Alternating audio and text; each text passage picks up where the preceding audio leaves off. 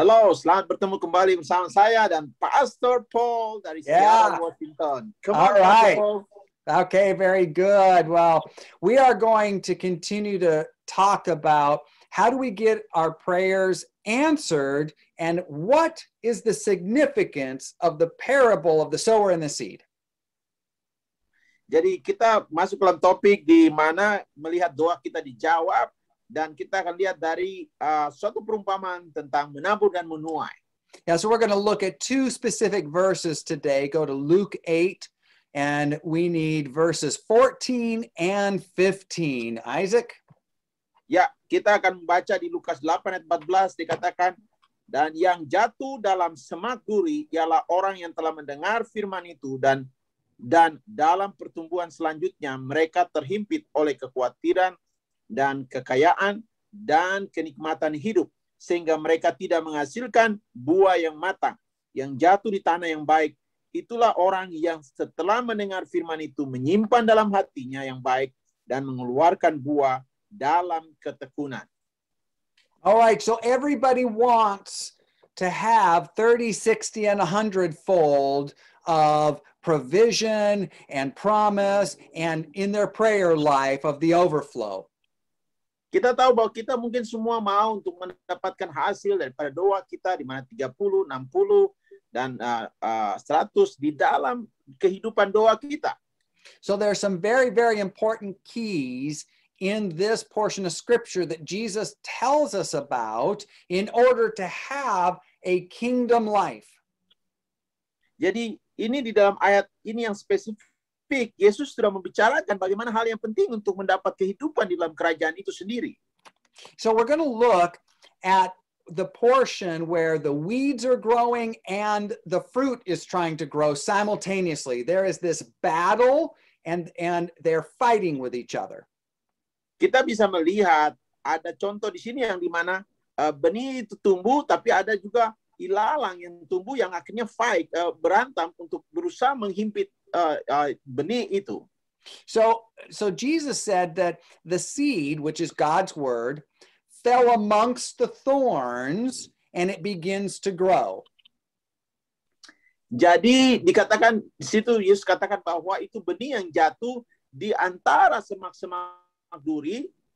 Okay?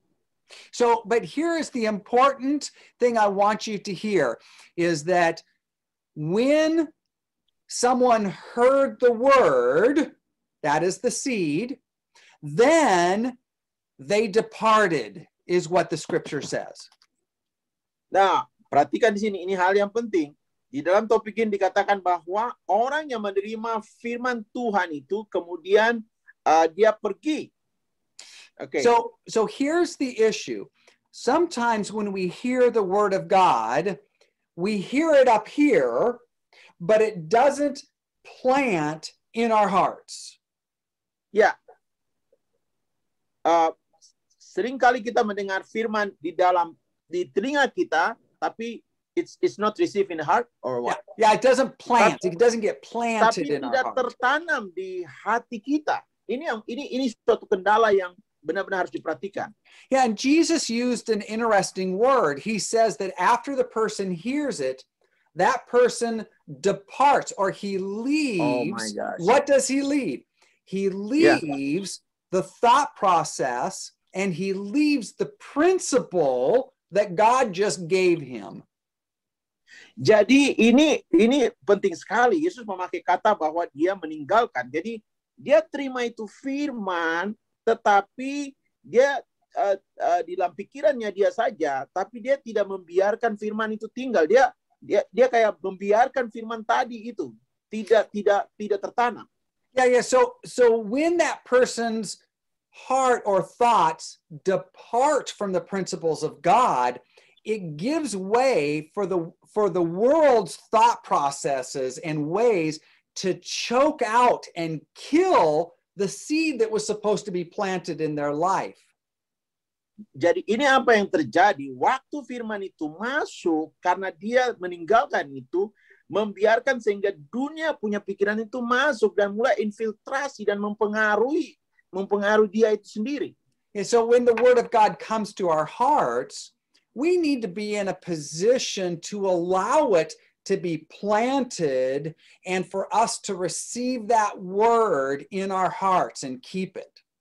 Jadi waktu firman Tuhan datang, kita harus berada dalam posisi di mana kita harus biarkan bahwa firman itu tertanam dulu. Jangan ditinggalkan, jangan dianggap kayak biasa, tapi harus biarkan itu tertanam. Kita meresap itu dalam hati kita. If we don't keep the word of God and we depart, in other words, we return to the thought process and the ways of the world after we hear God's principles, when we do that, Jesus said that no fruit comes. Jadi yang terjadi di sini adalah waktu firman itu datang, kita harus belajar untuk menanam itu. Kalau kita tidak dikatakan ayat kata yang dipakai adalah meninggalkan. Jadi kalau kita meninggalkan itu firman, itu otomatis bagian yang terjadi dalam jiwa kita, pikiran dunia itu mulai masuk dan mempengaruhi kita. Yeah, so we have to hold that word. I want to come back and want to talk more about this next time. So keep logging on, keep watching for our videos. We're going to continue this discussion. It's so important to hold God's word in your heart. Jadi ini suatu hal yang penting yang kita mau untuk saudara bisa melihat bahwa penting untuk menaruh firman dalam hati kita, dan saudara tetap menonton program ini sebab kita akan masuk kepada bagian yang lebih exciting lagi untuk melihat proses ini terjadi. All right, God bless you. I hope that this was encouraging and helpful for you today. Saya mengatakan kepada saudara biar ini bagian yang bisa menguatkan saudara dan berkati saudara. Tuhan Yesus berkati. Amin.